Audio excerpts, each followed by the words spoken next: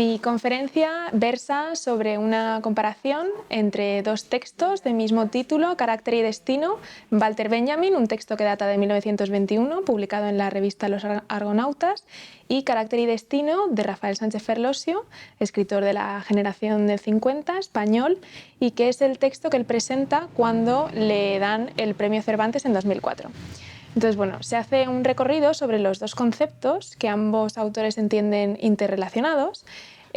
Parten los dos de una sentencia de Heráclito que dice que el carácter de un hombre es su destino, y la conferencia desde ese punto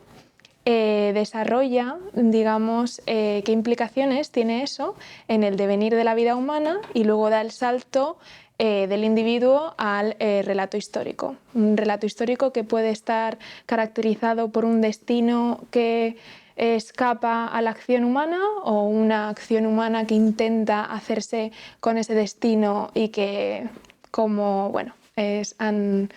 visto la audiencia, pues acaba fracasando, que es el caso tanto de Walter Benjamin, que muere aquí en Portbou, como de Rafael Sánchez Ferlosio, que acaba escapando y exiliándose del campo cultural de su tiempo, pues porque no se reconoce en el papel que ese destino le quiere conceder.